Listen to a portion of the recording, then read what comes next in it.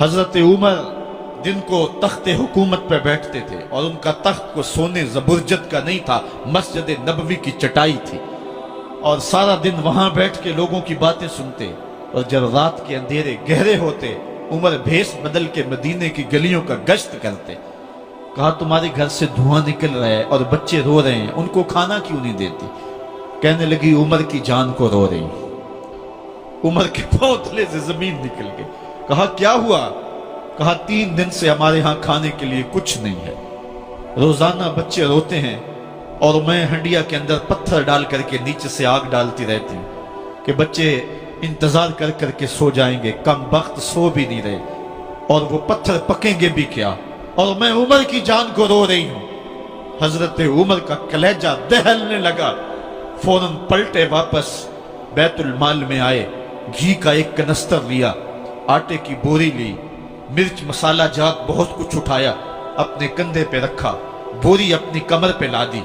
عمر بیت المال سے نکلے تو آپ کے خادم اسلم نے دیکھ لیا، آگے بڑھا، کہا میرے آقا میں اٹھاتا ہوں۔ عمر کی آنکھوں میں آنسو ہے۔ کہا اسلم قیامت کے دن میرا بوجھ اٹھا لو گے؟ کہا قیامت کے دن تو اپنا اپنا بوجھ اٹھانا پڑے گا۔ کہا عمر کو آج اپنا ہی اٹھانے دو۔ حضرت عمر وہ گھی کا کنستر اور وہ آٹے کی بوری سر پہ اٹھائے ہیں اور اس خاتون کے گھر جاتے ہیں اور دستک دیتے ہیں۔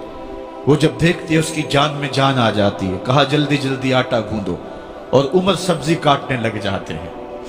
حضرت عمر رضی اللہ تعالی عنہ سبزی تیار کر دیتے، ادھر آٹا گند جاتا ہے، اور پھر اوپر چولہا رکھا جاتا ہے، چولہے کے اندر آگ رکھی جاتی ہے، وہ کھانا پکانے لگتی ہے، آگ بجھتی ہے۔ تاریخ نے لکھا ہے آگ بجھنے لگتی ہے، عمر جھک کر کے پھونکے مارتا ہے، عمر جھک جھک کے پھونکے مارتا ہے۔ کھانا پک گیا اور بچوں کے سامنے کھانا رکھ دیا، بچے کھا رہے ہیں۔ اب بچے رو رو کے نڈال ہو چکے تھے۔ حضرت عمر اپنے ہاتھوں کو اور اپنے گھٹنوں کو اور اپنے پاؤں کو زمین پہ لگا کے، جس طرح بکری کا بچہ چلتا ہے، ویڑے کے اندر کبھی ادھر چلتے ہیں کبھی ادھر چلتے ہیں، تاکہ بچے مجھے دیکھ کے خوش ہوں اور دل میں کہتے عمر جتنا رلایا ہے اب اتنا ہنسانا بھی پڑے گا۔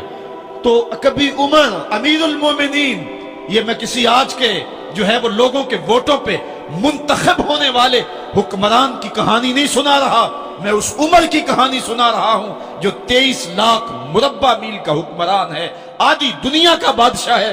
حضرت عمر جو ہے جس طرح بکری کا بچہ چلتا ہے، اس طرح اپنے ہاتھ اور اپنے گھٹنے زمین پہ ٹیک کر کے جو ہے وہ اس طرح چلتے ہیں۔ بچے عمر کو دیکھ کے مسکراتے ہیں۔ جب بچے مسکرانے لگے تو حضرت عمر نے اس خاتون سے کہا بڑھیا عمر کو معاف کر دے۔ اس نے کہا تو اتنی ہمدردی کیوں کرتا ہے؟ کہا عمر بیچارہ بڑا پھنسا ہوا ہے، فکر ہے اس کو یرموک و فسطاط و حلوان کی، جب فتح ہے مصر تو تیاری ہے ایران کی، آتے جاتے وفد سے ملاقات بھی کرتا ہوگا اور شب کو معلوم حالات بھی کرتا ہوگا، کانٹوں میں الجھی ہوئی بیچارے کی جان ہے، نیند اس کو بھی آتی ہے، آخر وہ انسان ہے، میری بہن عمر کو معاف کر دے۔ اس نے کہا نانا عمر کی بات میرے سامنے نہ کر، قیامت کا دن ہوگا، عمر کا گریبان ہوگا اور میرا ہاتھ ہوگا۔ جب اس نے یہ بات کہی تو عمر برداشت نہ کر سکے، بچوں کی طرح بلک بلک کر رونے لگے۔ کہا وہ بد نصیب عمر تیرے سامنے ہے، آج ہی کہلا جو کہنا ہے، قیامت کے دن مجھے معاف رکھنا۔ اس نے کہا تو عمر ہے؟ کہا بد نصیب عمر تیرے سامنے کھڑا ہوں۔ میرے عمر کہتے ہیں اگر دجلہ کے کنارے ایک بکری کا بچہ بھی پیاسا مر گیا، اس کا حساب بھی عمر سے لیا جائے گا۔ حضرت عمر نکلے یروشلم میں، ایک اونٹ ہے ایک غلام ہے، کبھی وہ سوار ہوتا ہے کبھی آپ باری مقرر کی ہے۔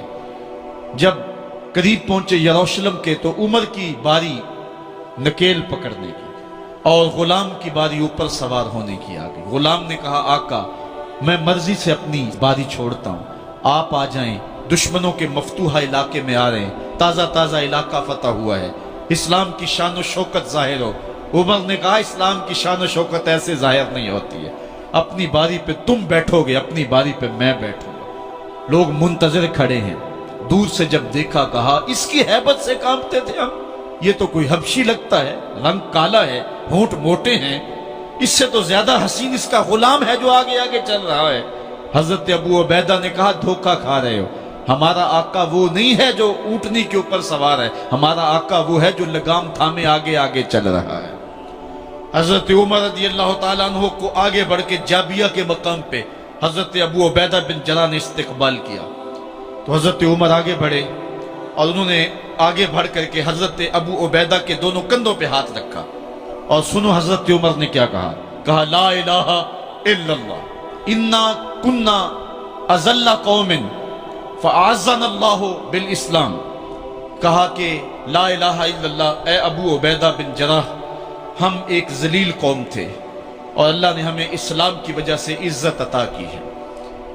اور میں تمہیں ایک تاریخ ساز بات کہنے لگا ہوں، اور وہ یہ ہے کہ جب تک ہم اس عزت والے اسلام کے دامن کو تھامے رہیں گے ہماری عزت قائم رہے گی، اور جب اسلام کے علاوہ کسی اور جگہ سے عزت ڈھونڈیں گے تو رسوا کر کے رکھ دیے جائیں گے۔ یہ ہے وہ خلاصہ جو حضرت عمر نے امتوں کے عروج و زوال کا بیان کیا ہے۔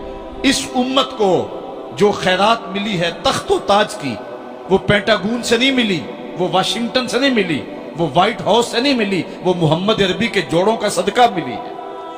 اس لیے جب ہم نے اسلام سے انحراف کیا، پاکستان حاصل کیا گیا تھا۔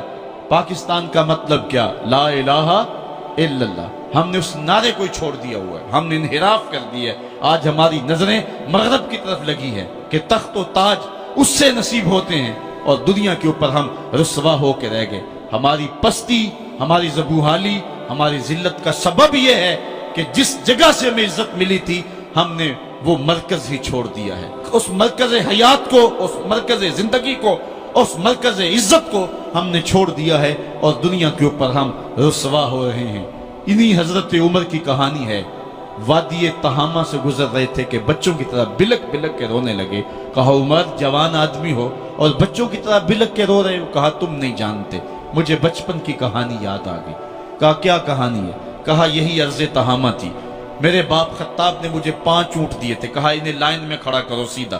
میں آگے والا سیدھا کرتا تھا، پیچھے والا ٹیڑھا ہو جاتا، پیچھے والا سیدھا کرتا، آگے والا ٹیڑھا ہو جاتا۔ میرے باپ خطاب نے مجھے بڑا مارا۔ کہا ایک عرب کے بیٹے ہو کہ تم سے 5 اونٹ لائن میں کھڑے نہیں ہوتے؟ کہا ایک زمانہ عمر پہ وہ تھا کہ اس سے 5 اونٹ لائن میں کھڑے نہیں ہوتے تھے، اور آج شرق سے لے کر غرب تک 23 لاکھ مربع میل کی حکمرانی اور انسان بھی لائن میں کھڑے ہیں۔ یہ محمد عربی کے جوڑوں کا صدقہ نہیں ہے تو اور کیا ہے؟ عمر سے تو 5 اونٹ لائن میں کھڑے نہیں ہوتے تھے۔ تو یہ عزتیں، یہ تخت و تاج، یہ حکومتیں